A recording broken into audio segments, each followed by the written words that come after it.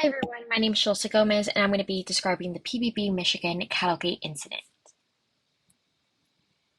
My objectives are to understand the factors that led to the PBB Michigan Cattle-gate Incident, to understand the health consequences faced by those exposed, to learn about the aftermath of the incident, and to further understand the interventions that were created to help prevent this from happening again. Here my table of contents. I'll go through a timeline of the PBB Michigan events, the PBB contamination where I will describe two figures, exposure risk where I will describe another two figures, and then the interventions where I will describe one last figure. My timeline of events. In 1973, the initial PBB Michigan incident occurred across 500 Michigan farms. In April of 1974, the contamination across the 500 farms is discovered, with millions of animal products having already been distributed. In 1976, the Michigan long-term PBB study began to determine the possible long-term effects of this incident. And in present-day 2024, research and studies continue to be conducted in order to further understand this entire incident. What is PBB? Also known as polybromated biphenyls, PBB is a man-made chemical originally used as a fire retardant in plastics for different purposes. It was sold under the name Firemaster. It is insoluble in water and soluble in fat. It can have many negative health effects, which will be discussed later in this video. Now to discuss the PBB Michigan Cattle-gate Incident. In 1973, the manufacturer that created PBB also produced magnesium oxide, which could be used as an additional supplement in feed for farm animals. Due to an accidental switch-up that was caused by a shortage of previously printed paperback containers, the PBB was sent to the Michigan Farm Service instead of the feed supplement. About 10 to 20 50-pound bags were sent to the Farm Service in Michigan, which then sent the PBB to about 500 Michigan farms. This map shows the different counties in Michigan that were affected by the PBB contamination. As you can see, many of the counties in Michigan were affected, which just goes to show the vast spread that this contamination did go to. This figure shows farm animals and animal products affected by the high PBB levels during the Michigan PBB incident. As you can see, eggs are over 75% affected, and chickens were over 22% affected.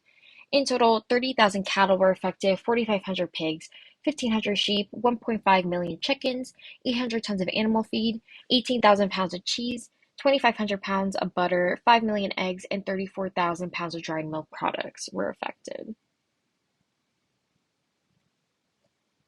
Some of the health effects of the PBB incident. This table just goes to show the different information and effects regarding PBB. Its exposure route is through ingestion, inhalation, or dermal contact. The half-life of PBB is every 10 to 15 years. PBB in the environment, as I mentioned before, it does not dissolve easily in water, but it could also, but it does attach to air particles. Its health effects include neurotoxicity, acne, nausea, loss of appetite, joint pain, and fatigue and weakness.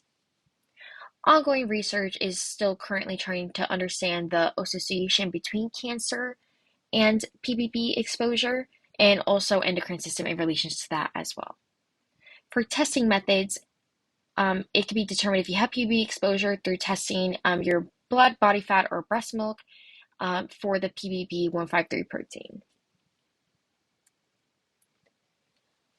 This bar graph shows the number of cancer cases from high PBB level in 1973 Michigan cohort. As you can see, prostate, lung, colon, breast, and female reproductive system all have the highest cases of cancer in relation to the PBB levels, with colon being the highest. This is not to discredit the other systems and cancers that occurred as well.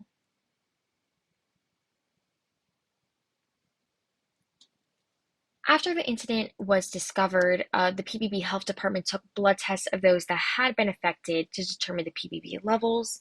Many people had already eaten the contaminated animal products for 1 year at this point, before they really discovered what had been occurring. leaving many with these ongoing health effects.